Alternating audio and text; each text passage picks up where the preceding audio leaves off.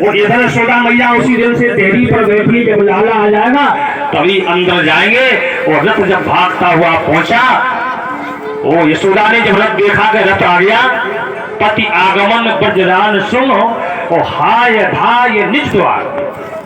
रथ को लेकर के यशोदा भाग खड़ी हुई और जब रथ के पास पहुंची तो नंद जी को देखा, ये तो बेहोश पड़े हैं। तो बिलकत पूछत श्याम कित मम जीवन आधार। यशोदा बार बार नंद जी को हिला रही है, पूछ रही कि मेरा लाला कहाँ है। और जब नंद जी को होश आया और नंद जी ने यशोदा जी को रोते हुए देखा तो नंद जी की बीमारी रुक गई, अवरुद्ध हो गई। कवि ने लिखा है, देख यशोदा की दशा और नंद कछु धर धीर, और सकल कथा हरि की कही सो दृग बहाय। नंद जी ने रो करके बता दिया कि कन्हैया तो मथुरा रह गया। फिर हमारे वसुदेव जी ने भगवान को विद्या अध्ययन करने के लिए उज्जैन भेजा। भगवान 64 दिन संदीपन जी के यहाँ विद्या अध्ययन करने के लिए गए और भगवान ने 64 दिनों में 64 कलाओं का अध्ययन कर लिया। और अंत में भगवान ने गुरु माता को मरा हुआ वापिस बेटा भी दिया। और इसके बाद भगवान मथुरा आ गए। मथुरा में आकर के भगवान को दुख होता है, कभी कभी भगवान रोने लगते हैं। तो उद्धव जी ने भगवान से रोने का कारण पूछा तो भगवान कहते, उद्धव मुझे ब्रज विसरत, मुझे वृंदावन की याद आती है, इसलिए मुझे रोना आता है। तो उद्धव जी ने कहा, तुम ब्रजवासियों को भुला दो। तो भगवान ने कहा, उद्धव जी मैं ब्रजवासियों को कैसे भुला सकता हूँ। हाँ, अगर ब्रजवासी मुझे भुला दें तो हम उन्हें भुला देंगे, और जब ब्रजवासी मुझे नहीं भुला सकते हैं तो हम उन्हें नहीं भुला सकते हैं। उद्धव ज्ञानी है, इन्हें अपने ज्ञान का अहम है, इनके अंदर कमी है, काहे की? बोले प्रेम की कमी है, भक्ति की कमी है। और भगवान ने देखा गोपियों के अंदर भक्ति प्रेम है लेकिन ज्ञान नहीं है। तो भगवान ने उद्धव जी को मथुरा से वृंदावन इसलिए भेजा कि गोपियों को ये ज्ञान नहीं है कि ईश्वर सब जगह है। उद्धव जी के द्वारा उनको जब ये ज्ञान हो जाएगा कि ईश्वर सब जगह है तो मेरे लिए वो फिर रोएंगी नहीं। और उद्धव के अंदर जो प्रेम की कमी है वो गोपियों के द्वारा प्राप्त होगी। इस कथा को सुखदेव जी ने श्रवण कराया। और फिर समय आने पर भगवान अक्रूर और कुब्जा के घर एक साथ गए। और सुखदेव जी कहते, इधर कंस की पत्नियों को जब मालूम पड़ा तो जब मौका मिला तो अपने पिता के पास भाग करके पहुंची। कंस की पत्नियों का पिता है जरासंध, उसने अपनी बेटियों को बेदक देखा, विधवा देखा, तो उसने पूछा कि कंस को किसने मारा। तो कंस की पत्नियां बता रही है अपने पिता को कि कंस को किसने मारा। कंस की रानी अकुलाय कहे बार बार, ओ हाय आयो मथुरा को कौन रखवारो है। अघासुर बकासुर बत्सासुर जिन मार दियो, और द्वारे पे आय के कुबिलिया पछारो है। तो गौवन के चरैयन ने और नाच के नचैयन ने और छाछ के दिवैयन ने छत्रपति मारो है। कंस की दोनों पत्नियां कहती, मारने वाला कौन है? जो गौओं को चराने वाला, माखन को चुराने वाला, वो स्त्रियों के साथ नाचने वाला। तब कंस ने 23 छोड़ी सेना लेकर के मथुरा को चारों तरफ से घेर लिया। भगवान को मारने के लिए आ गया मथुरा, इसने चारों तरफ से मथुरा नगरी को घेर लिया। और जब भगवान को मालूम पड़ा तो भगवान बलराम जी को लेकर के मथुरा से बाहर निकले। तो भगवान के सामने आकाश मार्ग से 2 रथ आए। भगवान के सामने खड़ा हो गया एक रथ, एक बलराम जी के सामने खड़ा हो गया। दोनों पर हथियार भी रखे हैं और सारथी भी बैठे हुए हैं। भगवान ने बलराम जी ने जरासंध की 23 छोड़ी सेना से युद्ध किया, उसको मथुरा से पराजित करके भगा दिया। और फिर भी जरासंध ने 23 छोड़ी लेकर के सेना और मथुरा पर 17 बार आक्रमण किया उसने। और भगवान ने 17 बार इसको पराजित करके भगाया। और 18वीं बार में एक राजा और आया युद्ध करने के लिए। जिसका नाम है काली हवन, और जरासंध भी आया। एक साथ मथुरा पर 2 राजाओं का आक्रमण। तो भगवान ने अपने को सुरक्षित करने के लिए समुद्र के बीचों बीच विश्वकर्मा के द्वारा द्वारकापुरी का निर्माण कराया। ये द्वारकापुरी कितनी बड़ी है? बोले 48 कोस लंबी और 48 कोस चौड़ी ये द्वारकापुरी है। जब द्वारकापुरी का निर्माण हुआ तो भगवान ने रात के समय मथुरा की सारी संपदा को द्वारका भेज दिया और सुबह भगवान कालीवन से युद्ध करने के लिए खड़े हो गए और युद्ध करते करते भगवान भाग खड़े हुए, इसलिए इनका नाम रणछोड़ जी पड़ा। भगवान भागते गए और ये कालीवन पीछा भगवान का किया गया और भगवान एक गुफा में प्रवेश करते हैं। एक पुरुष सो रहा था, भगवान ने उसको पीताम्बर से ढक दिया, भगवान अंदर चले गए और कालीवन ने समझा ये कन्हैया सो गया, उसने एक लात मार दी और सोया हुआ पुरुष जागा तो वो कालीवन भस्म हो गया, जल करके राख हो गया। ये मुस्कुंद जी महाराज थे। भगवान निकले और भगवान ने आकर के मुस्कुंद जी को दर्शन दिया। वो कहा जाओ तुम तपस्या करो और तुम्हें अंत में अगले जन्म में ब्राह्मण के घर जन्म मिलेगा और तुम्हारी मुक्ति हो जाएगी। और भगवान गिरबुझ पर्वत पर चढ़े और जरासंध ने देखा तो उस पर्वत के चारों तरफ अग्नि लगा दी और झूठ मूठ मान करके वो वापिस हो गया जरासंध, कन्हैया गिर करके राख हो गया। और भगवान ने सीधी छलांग लगाई और सीधे भगवान अब कहाँ पहुंचे? बोले मथुरा नहीं, भगवान द्वारका पहुंचे, द्वारका के सम्राट हुए, द्वारका के राजा हुए। बोले द्वारकाधीश भगवान की। आइए 2 बार कीर्तन, इसके बाद भगवान की आगे लीला।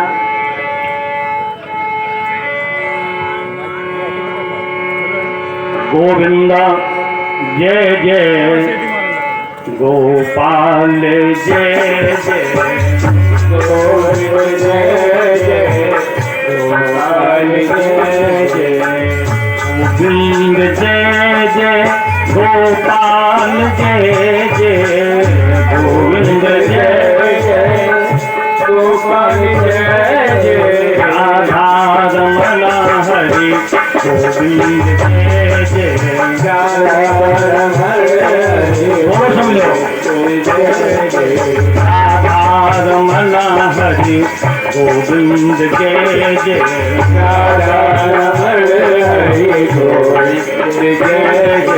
गंगा की जय जय यमुना की जय जय यमुना की जय जय गंगा की जय जय यमुना की जय जय गंगा की जय जय यमुना की जय जय सरस्वती मैया की जय जय जय सरस्वती मैया की जय जय जय जय राधा रमण हरि गोविंद जय जय राधा रमण हरि गोविंद जय जय। मथुरा में आकर के भगवान सम्राट हुए तो सबसे पहले भगवान के बड़े भैया का विवाह हुआ रेवती के साथ। इनके 2 बेटा भी हुए, निषट और उल्लव। अब भगवान का विवाह, वैसे भगवान का एक विवाह हुआ भागवत जी में 16,008, 108 नहीं 8, 16,008 विवाहों की ही चर्चा है भागवत जी में। लोग कह जाते हैं 16,108, 8 विवाह भगवान के अलग अलग हुए और 16,000 भगवान के एक साथ हुए। 8 विवाह में प्रथम विवाह भगवान का हुआ है रुक्मिणी के साथ। इनका जन्म हुआ विदर्भ देश में, जिसको कहते हैं महाराष्ट्र। इनके पिता का नाम भीष्मक है तो इनके भैया का नाम रुक्म है। तो रुक्म ये चाहता है कि मेरी जो बहन है वो शिशुपाल को पति बनावे। तो मैया रुक्मिणी ने भगवान नारद जी के द्वारा कन्हैया की सुंदरता को सुनकर, उनके ऐश्वर्य और गुणों को सुनकर के भगवान को पति चुन लिया। जब शिशुपाल ने रुक्मिणी का विवाह पक्का कर दिया, मैया को जब मालूम पड़ा तो मैया ने पंडित जी को पत्र लिख करके भेजा भगवान श्याम सुंदर के पास। मैया ने पत्र में लिखा कि शिषपाल बारात लेकर के आ रहा है और कन्हैया मैंने आपको पति बना लिया है, आप आ गए। मैया ने पत्र में लिखा कि गाय का भाग अगर गधा खा जाए तो अच्छी बात नहीं। पंडित जी ने पत्र भगवान को दिया और भगवान ने पंडित जी को रथ पर बिठाना, अपने सारथी को लेकर के मैया रुक्मिणी के यहाँ पहुंचे। रुक्मिणी मैया गिरजा पूजन के लिए आई थी, भगवान अपना रथ लेकर के वहीं पहुंचे। मैया ने गिरजा की पूजा की, गिरजा मैया से आशीर्वाद लिया और जैसी मंदिर से निकली भगवान को देखा तो भगवान की तरफ बढ़ गई। और जब भगवान के रथ के पास रुक्मिणी पहुंची तो भगवान ने फुर्ती से रुक्मिणी को रथ पर चढ़ाया और भगवान भाग खड़े हुए रुक्मिणी को लेकर के। सैनिकों ने भगवान का पीछा किया। रुक्म को मालूम पड़ा कि मेरे भैया को द्वारकाधीश ले गया, तो अपनी सेना लेकर के भगवान से युद्ध करने गया। युद्ध में भगवान ने सारी सेनाओं को पराजित कर दिया और रुक्मिणी के भैया को भी बांध लिया भगवान ने। और मारने वाले थे उसको तो रुक्मिणी ने भगवान के पैर पकड़ लिए, बोले प्रभु अब ऐसा न करो, ये मेरा भैया है, इसको छोड़ दो। तब भगवान ने रुक्म को बंधन से मुक्त किया। भगवान रुक्मिणी को लेकर के द्वारकापुरी आए और फिर भगवान का अगन की पंचमी को, शुक्ल पक्ष पंचमी को, जिसको विवाह पंचमी कहते हैं, उस दिन भगवान कृष्ण का और मैया रुक्मिणी का विवाह हुआ। समय आने पर मैया रुक्मिणी से भगवान कृष्ण से एक पुत्र हुआ जो साक्षात कामदेव है। यहाँ इसका नाम प्रद्युम्न है। जैसे इसका जन्म हुआ तो संबरासुर दैत्य इसको उठा ले गया, सूतक ग्रह से छठी नहीं हो पाई थी भगवान के पुत्र की, और समुद्र में फेंक दिया। समुद्र में भगवान के बच्चे बालक को मछली ने निगल लिया पेट में, और मछली को मल्लाह ने पकड़ा और मछली को चीरा तो भगवान का पुत्र उस मछली के पेट में जीवित निकला। मारने वाला है भगवान। यही पुत्र भगवान का कहां पहुंचा? संबरासुर के पास। संबरासुर ने सारा प्रयास किया लेकिन मृत्यु वही पहुंची। और जब नारद जी के द्वारा इनकी पत्नी रति को मालूम पड़ा कि ये मेरे पति है, तो उन्हें मायावी विद्या का अध्ययन कराया, शीघ्र उनको यौवन प्रदान किया। पर भगवान के पुत्र संबरासुर से युद्ध कर संबरासुर का वध करके अपनी पत्नी रति को लेकर के आकाश मार्ग से द्वारकापुरी पहुंचे। द्वारकापुरी में बड़ी खुशियां मनाई गई ना, बहुत साथ में आ गई। तो भगवान का विवाह हुआ और भगवान के बेटा का विवाह हुआ। दूसरा विवाह भगवान का हुआ है, एक सत्राजीत नाम का राजा हुआ जिसने भगवान को मणि का झूठा कलंक लगा दिया था। भगवान ने मणि खोज करके जामन से युद्ध करके मणि को प्राप्त करके और ये मणि सत्राजीत को दी और भगवान ने जामवती के साथ विवाह किया। तो सत्राजीत ने अपनी बेटी सत्यभामा का विवाह कर दिया। भगवान के 3 विवाह हो गए। चौथा विवाह अर्जुन ने यमुना मैया के साथ भगवान का कराया। 5वां विवाह हुआ भगवान का उज्जैन में। यहाँ के राजा है अनविंद, इनकी बहन मृतबंदा है। मृतबंदा ने भगवान को स्वयंवर में माला पहनाई। 5वां विवाह हो गया। 6वां विवाह भगवान का हुआ है, कौशल देश के राजा हुए नागजित। भगवान ने 7 सानों को नाप करके नागजिती के साथ विवाह किया। और 7वां विवाह भगवान का हुआ कश्मीर में। भगवान की बुआ की बेटी थी भद्रा, इनके साथ भगवान ने विवाह किया। और 8वां विवाह हुआ भगवान का मध्य प्रदेश के राजा थे, उनकी कन्या का नाम था लक्ष्मणा। जैसे भगवान ने रुक्मिणी का हरण किया उसी प्रकार भगवान ने लक्ष्मणा का हरण किया। भगवान के 8 विवाह हुए और भगवान के 16,000 एक नरकासुर नाम का दैत्य हुआ जिसको भौमासुर भी कहते हैं। भगवान उन 16,000 की प्रार्थना पर नरकासुर से युद्ध करने के लिए गए। भगवान ने नरकासुर का वध किया और 16,000 पत्नियों को लेकर के भगवान द्वारकापुरी आए और भगवान का उनके साथ विवाह हुआ। भगवान के 16,800 विवाह हुए और इसके बाद में भगवान ने बड़ी सुंदर आगे लीला की। भगवान का जो पौत्र है जिसका नाम अनुद्र है, इसका उषा के साथ विवाह हुआ, वालिश की बेटी के साथ विवाह हुआ और भगवान ने इस विवाह में बाणासुर के 996 भुजाओं का खंडन किया। आगे इसी स्कंद में यानी हमारे सूत जी महाराज कहते हैं बलराम जी का वृंदावन जाना और गोपियों के साथ वहां लीला करना, और इसी स्कंद में राजा नृग की कथा को कहा गया।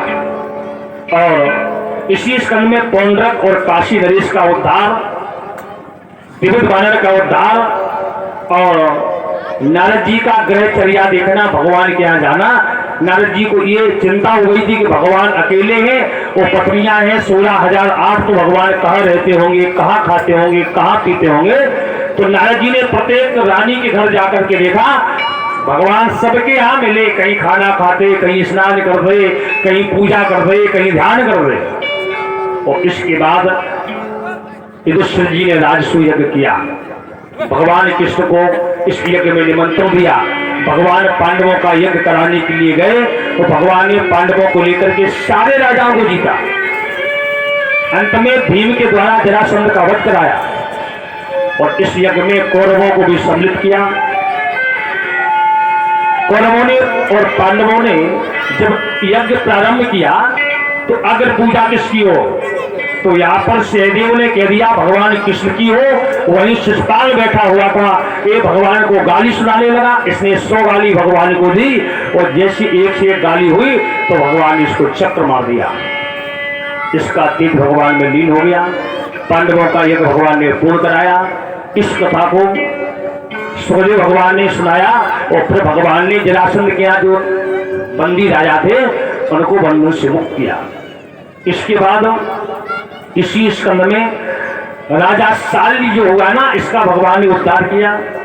और फिर इसी स्कंद में यानी सूत जी का बलराम जी ने वध कर दिया। अनुसार में कथा कहते हुए बलराम जी ने सूत जी को इसलिए मारा कि ये व्यास गद्दी ब्राह्मण की गद्दी है, इस पर ब्राह्मण को ही बैठ करके कथा करना चाहिए। तो ये सूत कथा कर रहा तो बलराम जी ने इनको मार दिया। हाहाकार मच गया। तब बलराम जी ने इनके पुत्र को ब्रह्म तीर्थ देकर के गद्दी पर बैठाला और शेष कथा को इनके पुत्र ने श्रवण कराया। इसके बाद में आती है सुदामा जी की कथा। समय नहीं है, समय बहुत कम रह गया है। वो कथा बहुत बड़ी है और 9 दिन कथा हुई। वो कथा के अलावा मैंने और कोई चर्चा भी नहीं की, कथा ही कथा सुनाई और फिर भी बहुत कथा पड़ी है। लेकिन कथा कभी पूरी नहीं होती है, कभी समाप्त नहीं होती है। कथा सदा विराम होती है। कथा जितनी हो जाए उतनी काफी है। कोई पंडित, कोई विद्वान ये नहीं कह सकता है कि हमने आपकी कथा पूरी की है, क्योंकि कथा कभी पूर्ण नहीं होती है। कथा सदा विराम होती है। तो आगे कथा में सुदामा जी की कथा को बताया है। समय नहीं, हम तुम्हें थोड़े में बताना चाहते हैं कि सुदामा जी की कथा क्या है। जैसे पंडित लोग कथा कहते हैं, सुदामा जी को कहते वो गरीब थे, वो निर्धन थे, वो भीख मांगते थे, ऐसा कहते हैं। लेकिन भागवत में सुदामा जी की कथा में ऐसा कुछ है नहीं। जो हम लोग कथा सुनते हैं या कथा को कहते हैं।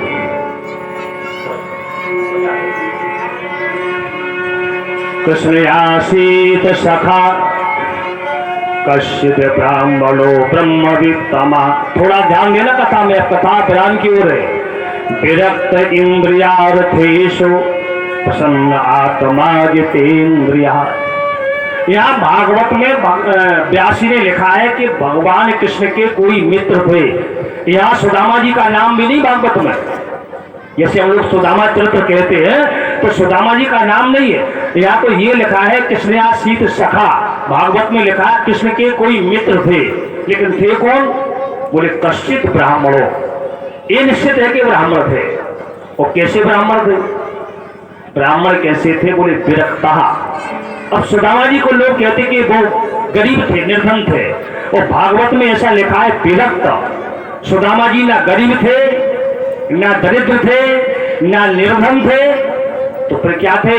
बोले विरक्त थे। विरक्त और विरक्त जानते हैं किसको कहते हैं? ये तो सभी जानते हैं। जिसकी वासनाएं नष्ट हो जावे उसी को विरक्त कहते हैं। और जिसकी वासनाएं नष्ट हो जाती है उसके सामने गरीबी और अमीरी कैसे होते हैं? दोनों बराबर होते हैं। तो ना सुदामा जी गरीब थे और ना अमीर थे, हाँ भगवान के भक्त थे।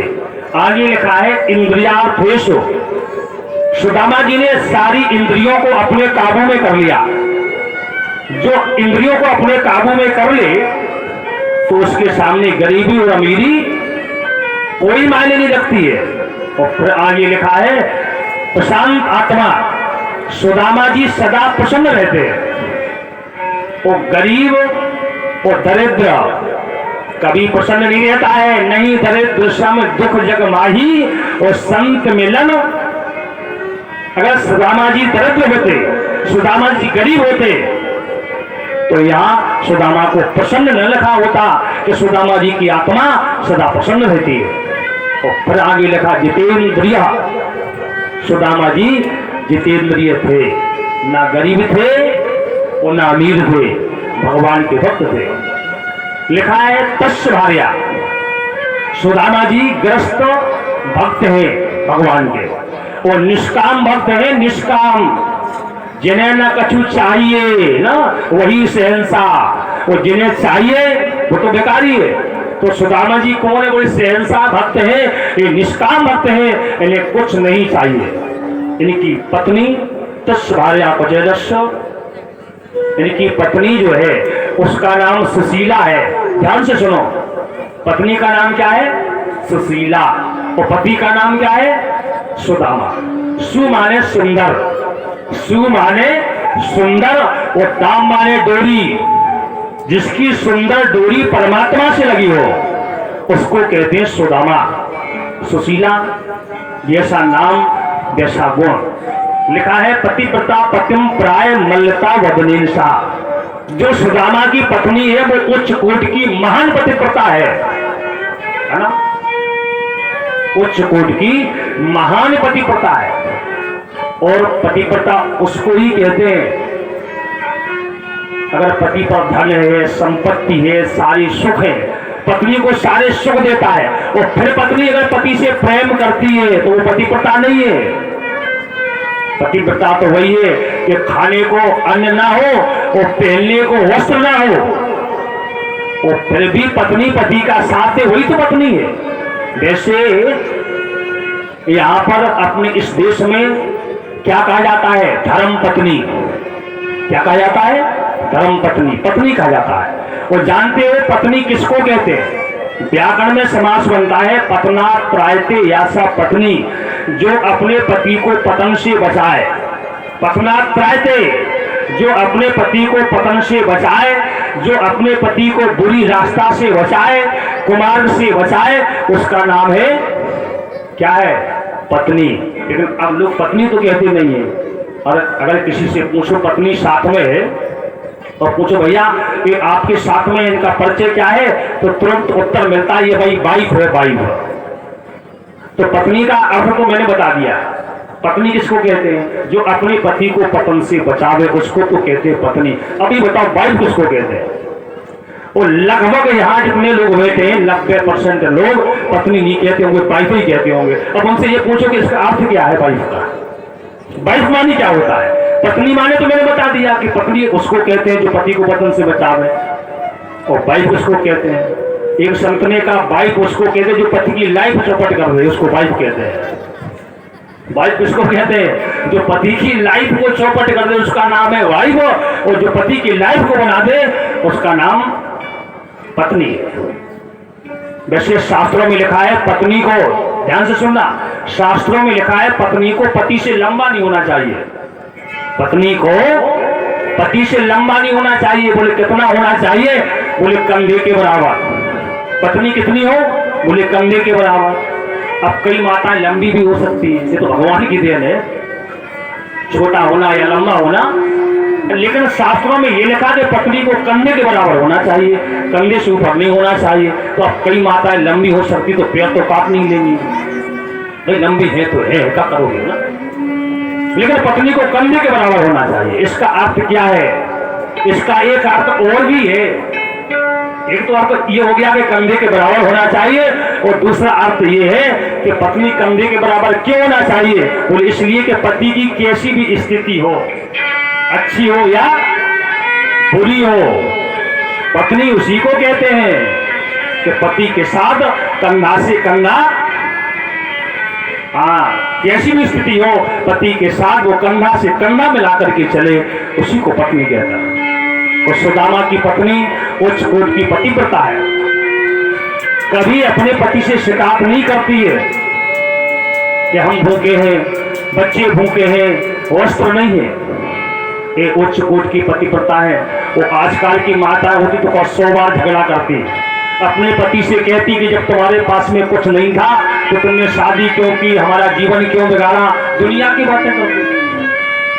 लेकिन सुदामा की पत्नी कभी कुछ नहीं, क्योंकि लिखा है तस्य भार्या, उनकी पत्नी उच्च कोट की पतिव्रता है।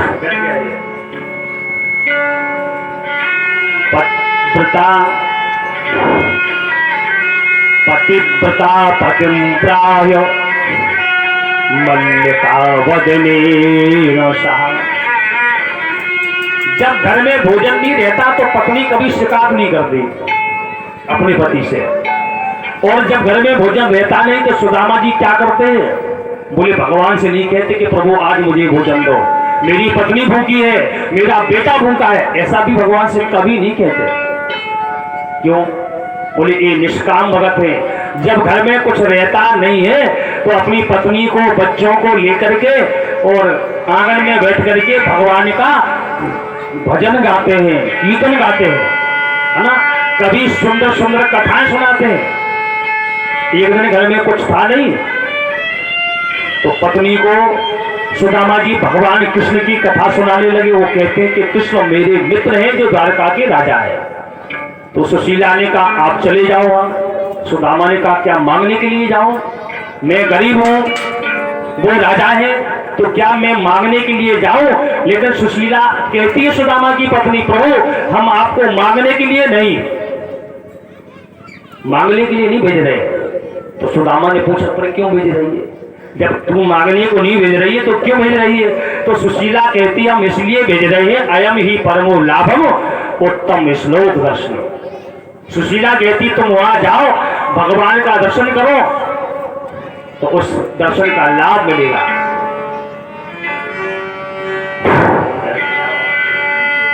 सुखी मीना जहां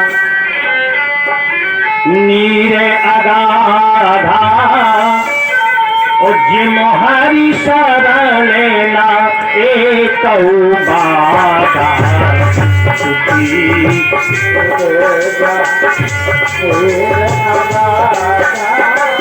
जिम हरि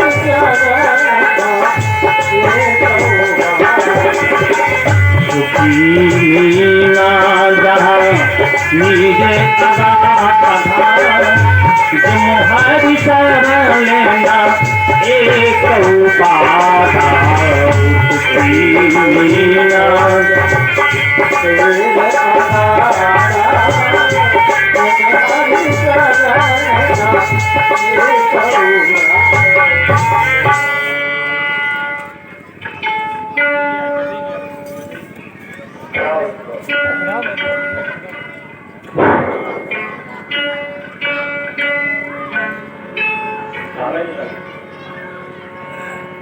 जय सिया राम, जय जय सिया राम, जय सिया राम,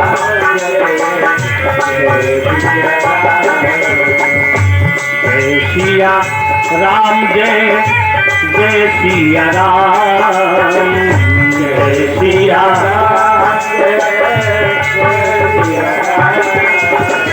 जय सिया राम, जय सिया राम।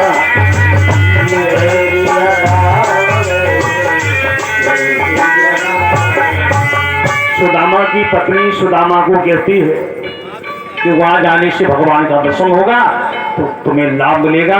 तो सुदामा ने कहा कन्हैया के पास जाने के लिए कुछ है नहीं। तो वो एक घर गई, उसको 4 मुट्ठी तंदूर मिला, उसने एक चितले में बांध करके अपने पति सुदामा जी को पकड़ा दिए और तेरा तुझको अर्पण, क्या लागे मेरा। सुदामा जी जब भगवान के यहाँ पहुंचे, भगवान ने बड़ा इनका स्वागत किया और भगवान ने जो भाभी के तंदूर दिए थे उनको प्रसाद समझ करके प्रेम से पाया और प्रसाद पा करके सुदामा जी को अपने समान कर दिया। ऐसा कोई मित्र है जो सारी संपत्ति अपने मित्र को सौंप दे? लेकिन सुदामा जी ये चाहते नहीं है। सुदामा जी को भगवान ने सारी संपत्ति सौंपी, लेकिन भगवान ने संपत्ति तो दी, लेकिन सुदामा जी ने उसको स्वीकार नहीं किया। जब सुदामा जी लौट करके आए तो कंचन की नगरी सुदामा को दिखाई दी। तो सुदामा ने देखा कि ये भगवान ने मुझे ऐश्वर्य दिया, तो सुदामा ने उस कंचन की नगरी में अपना पैर भी नहीं रखा। जैसे झोपड़ी में रहते थे, घास फूस की झोपड़ी बना करके भगवान का ध्यान करते हुए परम पद को प्राप्त हुए। सुदामा चरित्र क्या है? बोलिए जीव और ब्रह्म का मिलन ही सुदामा चरित्र है। आगे कुरुक्षेत्र में सूर्य ग्रहण पड़ा, भगवान द्वारका से पहुंचे, यशोदा मैया नंद वृंदावन से पहुंचे, कौरव पांडव पहुंचे। वहां भगवान ने 1 महीना तक वास किया, स्नान किया और वहीं कुरुक्षेत्र में भगवान अपने मरे हुए 6 भाई लाए, देवी की मैया को दिए। देवी की मैया ने उनको दुग्ध पान कराया। इस कथा को सुनाया गया। वसुदेव जी ने यज्ञ किया, इस कथा को सुनाया। और इसी स्कंद में हमारे सूत जी महाराज कहते हैं भगवान के द्वारा 6 पुत्रों को देवी की मैया को देना, दूध पान कराना। और फिर इसी स्कंद में भगवान की बहन सुभद्रा का हरण अर्जुन ने किया। सुभद्रा अर्जुन से अभिमन्यु नाम का बेटा हुआ, अभिमन्यु उत्तरा से परीक्षित नाम का बेटा हुआ। जिस पावन कथा को सुन रहा, आगे वेदों ने स्तुति की भगवान की। और हमारे सूत जी महाराज कहते हैं सूर्य जी ने प्रकाशों पर कृपा की और ब्रह्म जी के द्वारा तीनों देवताओं की परीक्षा करना और भगवान की अन्य लीलाओं को विराम करते हुए 10वें स्कंद की कथा को विराम किया गया। 81 स्कंद में यदुवंशी इतने बढ़ गए थे, यदुवंशियों ने ब्राह्मणों का अपमान किया तो ब्राह्मणों ने श्राप दे दिया यदुवंशियों को, तुम्हारी मूसल से मृत्यु होगी। वो कढ़ाई मूसल बन गया, यदुवंशियों ने उसको घिस करके समुद्र में फेंक दिया। एक सपंड बची उसको, है ना, समुद्र में फेंका, मछली ने खा लिया, मछली को पकड़ा जरा नाम बेलिया ने, तो छपंड जब निकली तो उसको उसने अपने बाण पर लगा लिया। और इधर यानी द्वारका में अपशकुन होने लगे। उद्धव जी ने समझ लिया कि अब भगवान जाने वाले हैं, तो भगवान ने उद्धव ने भगवान से आकर के कहा कन्हैया आप मुझे साथ ले चलो। उद्धव जी से भगवान ने कहा उद्धव ना तुम मेरे साथ आए थे ना तुम हमारे साथ जा सकते हो, अकेले आए हो और अकेले जाना है। यहाँ भगवान ने उद्धव जी को बड़ी सुंदर कथा सुनाई 9 योगेश्वरों की और 9 योगेश्वरों की और निम्न की। ये जो 9 योगेश्वर हैं राजा निम्न ने, राजा जनक जी ने इनसे प्रश्न किया है, उन प्रश्नों के उत्तर ये 9 योगेश्वरों ने दिए। फिर भगवान ने उद्धव जी को यानी दत्तात्रेय के द्वारा 24 गुरुओं की करने की कथा को सुनाया। दत्तात्रेय जी ने 24 गुरु किए। ये 24 गुरु जो है दत्तात्रेय जी के, ये कौन गुरु है? हमारे सूत जी महाराज कहते हैं कि ये सब साधक गुरु हैं। और इसके उपरांत तो इसी स्कंद में लौकिक और पाल लौकिक का निरूपण और इसी स्कंद में सत्संग की महिमा, कर्म तथा त्याग विधि का वर्णन और इसी स्कंद में हंस रूप में सनकादिक महात्मा को जो भगवान ने उपदेश दिया वही भगवान ने उद्धव जी को दिया। भक्ति योग की महिमा, ध्यान भगवान का कैसे करना चाहिए, ये सब कथा 81 स्कंद में सुनाई। भिन्न भिन्न सिद्धियों के लक्षण और भगवान की विभूतियों का वर्णन, ये सब कथा है 81 स्कंद में। लेकिन पंडित लोग सुदामा जी के बाद कथा बंद क्यों कर देते हैं? क्योंकि 81 स्कंद में कोई कथा नहीं है, केवल इसमें ज्ञान की चर्चा की गई है। जैसे रामायण का उत्तरकांड उसी प्रकार भागवत का ये 81 स्कंद। और इसके बाद में वर्णाश्रम, वानप्रस्थ सन्यासी के धर्म और भक्त ज्ञान यम नियम आदि का वर्णन और ज्ञान योग, कर्मयोग, भक्ति योग का वर्णन और तत्वों की संख्या का वर्णन, एक चतुर्थ ब्राह्मण की कथा को और तीनों गुणों की वृत्तियों का निरूपण, सांख्य योग का वर्णन, क्रिया योग का वर्णन, परमार्थ निरूपण, ये सब ज्ञान की कथाएं। इनमें सब में उद्धव जी को भगवान ने ज्ञान दिया और इतना ज्ञान देकर के भगवान ने उद्धव से कहा, उद्धव अब तुम मध्य का आश्रम जाओ। उद्धव ने कहा, प्रभु अकेले तो हम जा नहीं सकते हैं। तब भगवान ने अपनी चरण पादुका दे करके इनको भद्र का आश्रम के लिए विदा किया और भगवान समस्त यदुवंशियों को लेकर के क्योंकि श्राप लग गया था सो प्रभास क्षेत्र में पहुंचे। वहां यदुवंशियों ने यज्ञ आदि कर्म किए, ब्राह्मणों को दक्षिणाएं दी और फिर अंत में यदुवंशियों ने मदिरा का पान किया। नशे में आकर के यदुवंशी एक दूसरे को मारने लगे और भगवान के सामने सबका विनाश हो रहा। भगवान को ना सुख है ना दुख है, सारे यदुवंशियों का विनाश हो गया।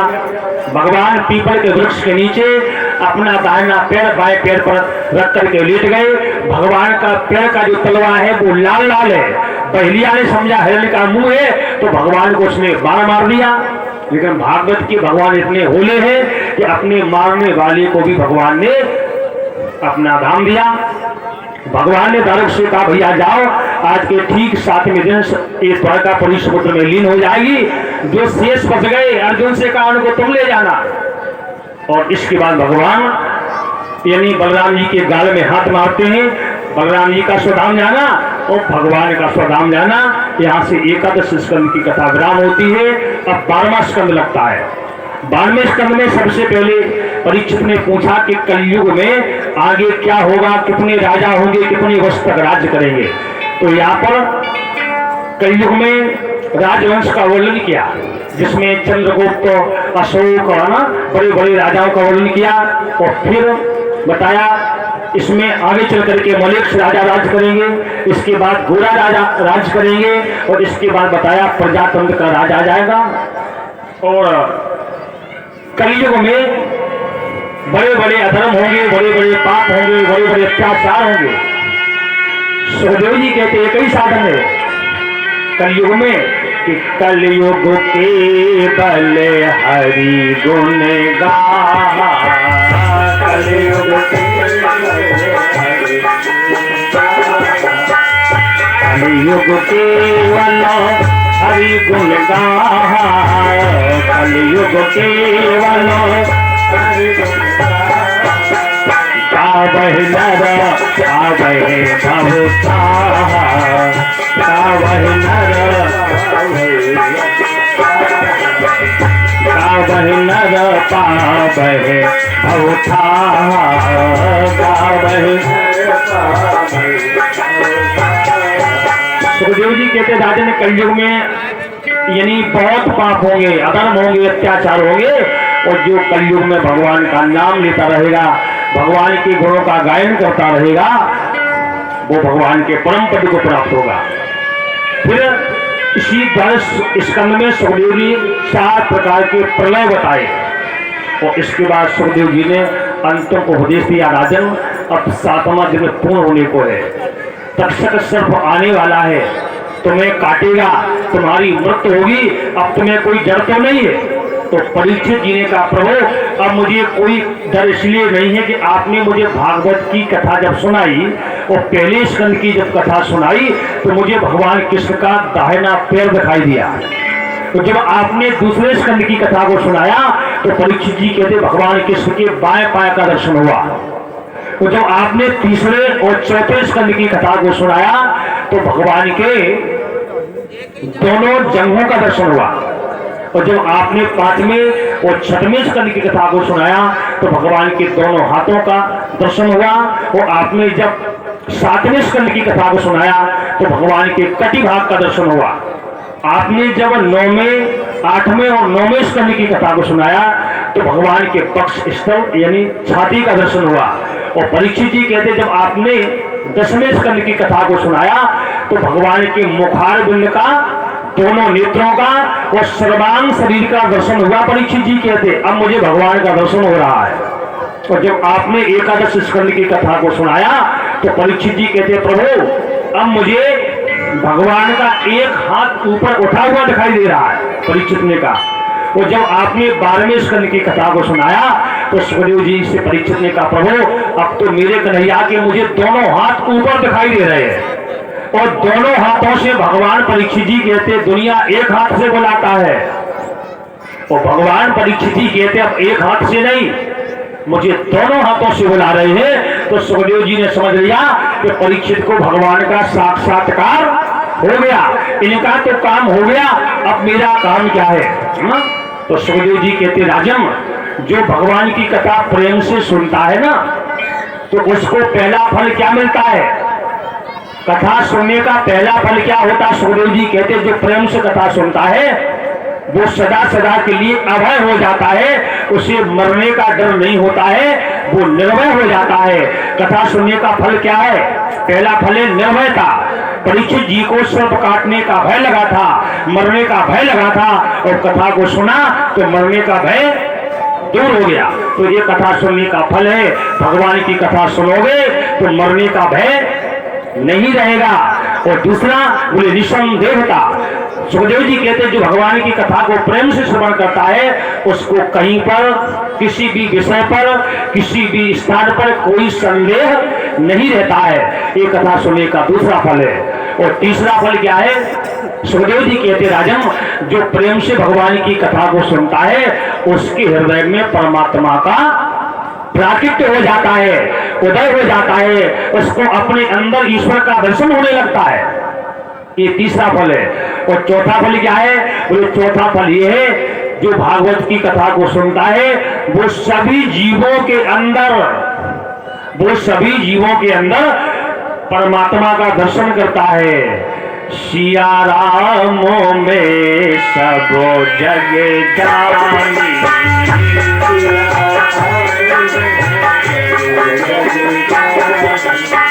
सिया राम में सब जग जानी, सिया राम में सब जग जानी, करहु प्रयाण जो सुगतानी,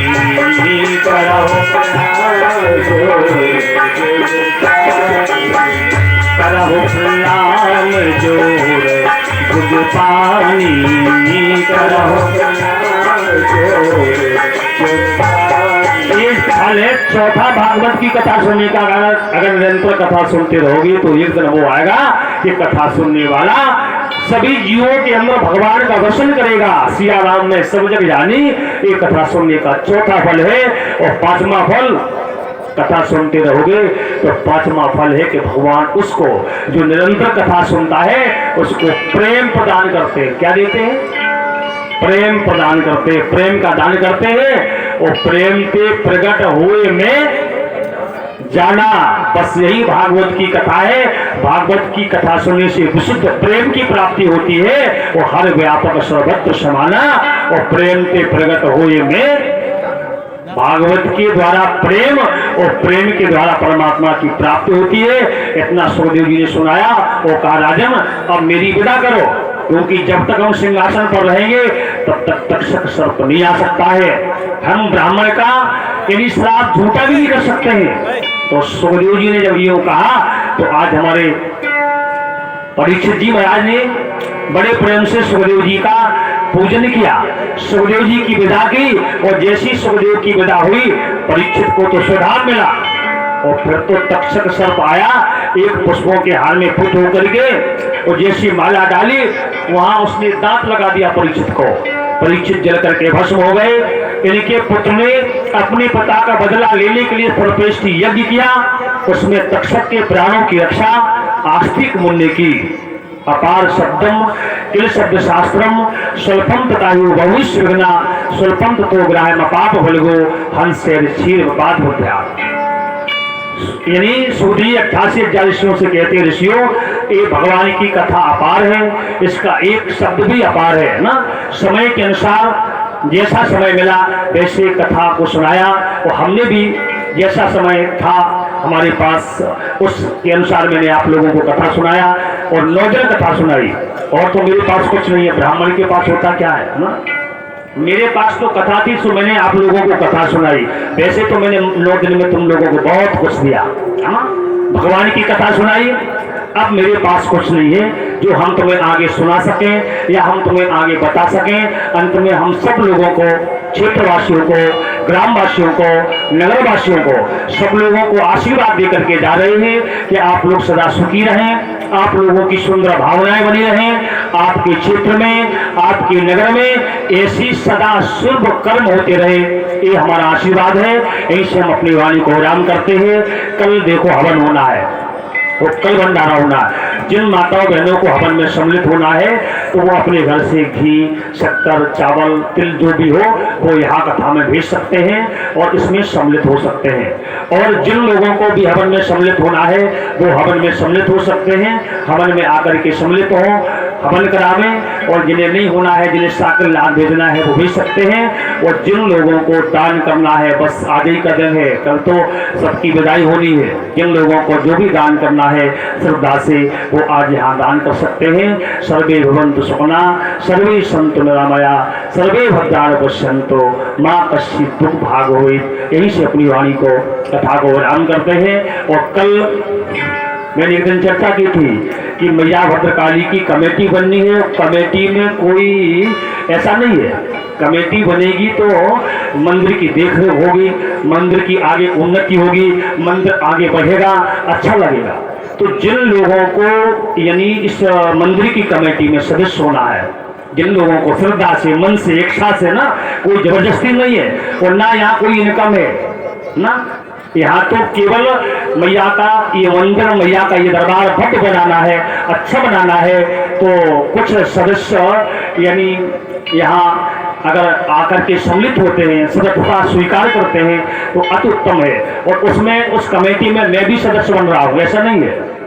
हमें उस कमेटी में सदस्य बनना, हम भी सदस्य बन रहे हैं ना।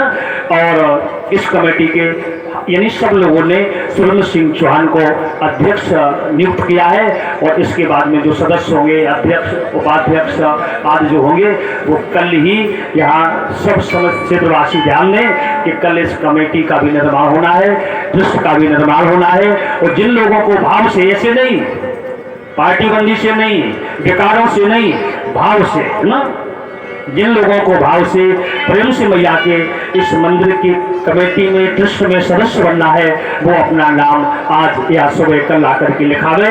जिसको सदस्य बनना है। और हम तो कहते हैं कि जिन लोगों को सदस्य बनना है या जो लोग इस कमेटी में सदस्य बनेंगे ना, उनका वो भाग्य है ना जो मैया के काम के लिए सदस्यता स्वीकार कर रहे हैं। जिन लोगों को भाव से सदस्य बनना है वो आज या कल अपना नाम यहाँ आकर के लिखा दें, क्योंकि ट्रस्ट बनेगा और इस ट्रस्ट के अध्यक्ष सुरेंद्र सिंह चौहान रहेंगे, क्योंकि ये देखरेख करते हैं।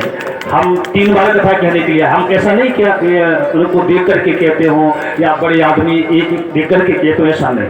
हमने इनको देखा, मैंने खुद स्वयं 3 प्रोग्राम किए, सत्य कहता हूँ गद्दी पर बैठ करके, मैं कभी झूठ नहीं बोलता हूँ। सुरेंद्र सिंह का ऐसा कोई भाव नहीं है ना। 3 बार मैं कथा करने के लिए आया। अब आप लोग भी जानते हो चंदा देने वाले कितना चंदा इकट्ठा होता है, सबको मालूम है, क्षेत्र वाले जानते हैं, सारे नगरवासी जानते हैं कि भागवत का खर्चा क्या है, खर्चा क्या आता है, ये ज्ञान है ना।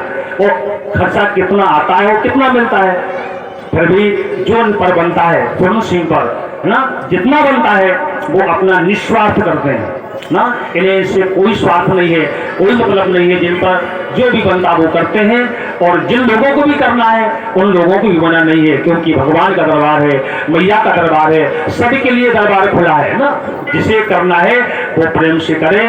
और हमारा कहना यही है कि कल जो भी सदस्य बनना चाहते हो वो सदस्य बने और मैया के कार्य में ये सहयोग प्रदान करें। आइए 2 बार कीर्तन भगवान का, आरती और प्रसाद। और कल जिन लोगों को हवन में सम्मिलित होना है सब लोग सम्मिलित होंगे।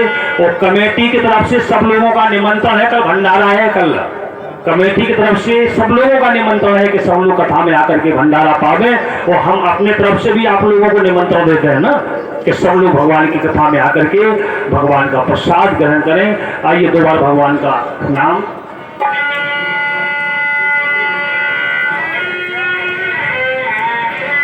सीता राम जय सीताराम,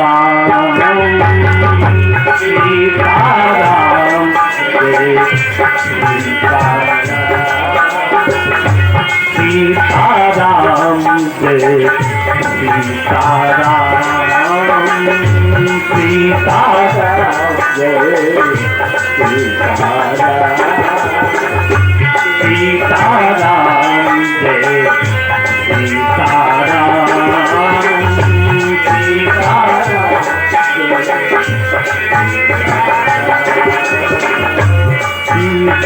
सीताराम जय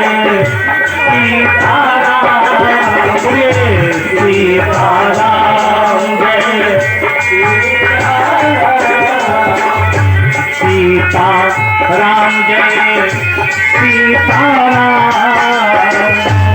सीताराम जय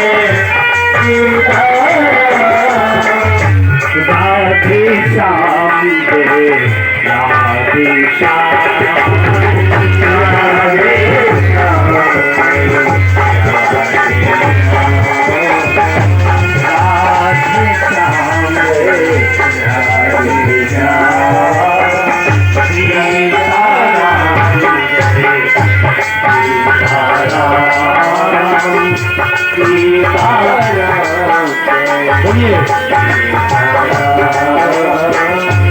सीताराम जय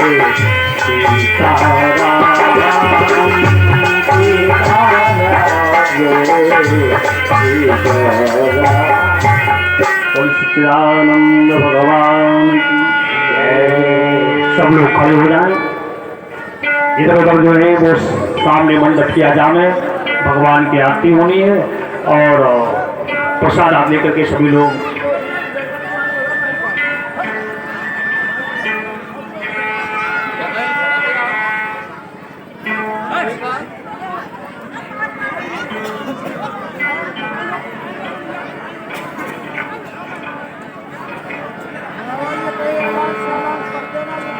जय जगदीश हरे सभी लोग गाएंगे भगवान की आरती। जय जगदीश हरे स्वामी जय जगदीश हरे भक्त जनों के संकट क्षण में दूर करे। ओम जय जय जय जय हरे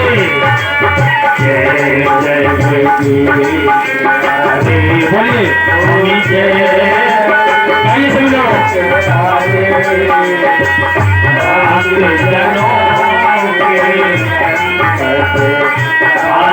जनों के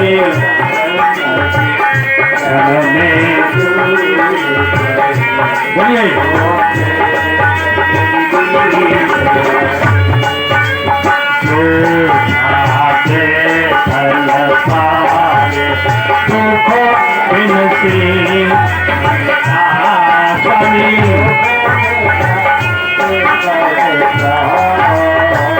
सुख संपत्ति घर आगे सुख संपत्ति घर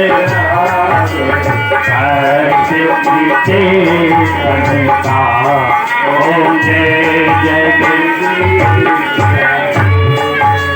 माँ के पिता तुम मेरे शरण गाहूँ मैं इसकी स्वामी बोलिए सभी लोग बोलिए तुम देने और ना प्रभु ने और ना आस करूँ मैं किसकी। ओम जय जय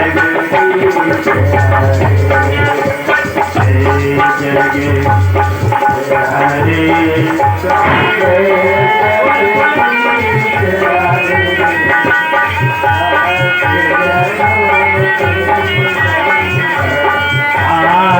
जनों के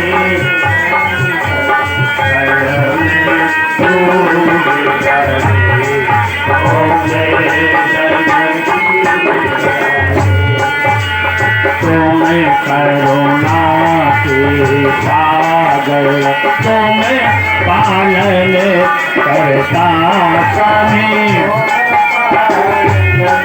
बोलिए मैं सेवा को तुम स्वामी, मैं सेवा को तुम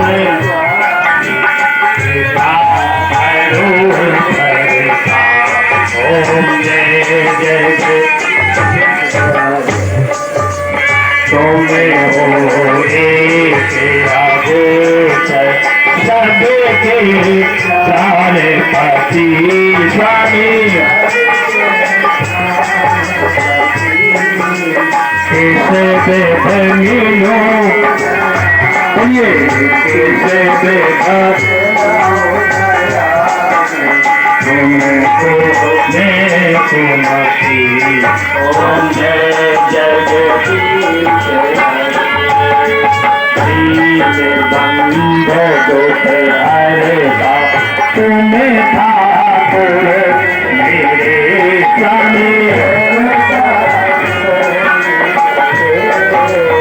अपने हाथ अपनी सारे पाया तेरे। ओम जय जय प्रार्थना करो भगवान से, स्तुति करो भगवान की, बोलो भगवान से।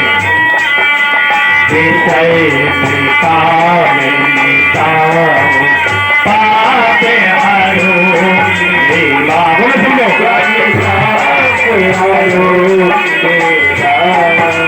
श्रेष्ठा भाति श्रेष्ठा भाति संतन की सेवा। ओम जय जय तन मन धन सब तेरा स्वामी, सब कुछ बोलिए स्वामी तेरा तुझको, तेरा तुझको क्या लागे मेरा। ओम जय जगदीश राम सुंदर जी की आरती जो कोई बोलिए स्वामी हो कहत शिवानंद भगत हरि हर दोनों संपत्ति पावे। ओम जय जय जय जगदीश हरे स्वामी, जय जगदीश हरे। नाथ जनों के संकट, पाप जनों के संकट में दूर करे।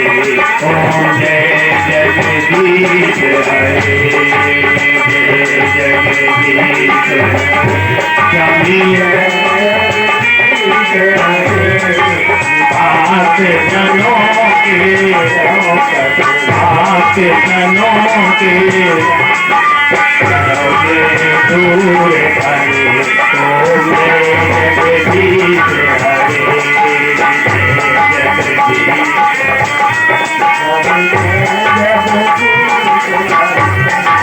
पाप जनों के, पाप जनों के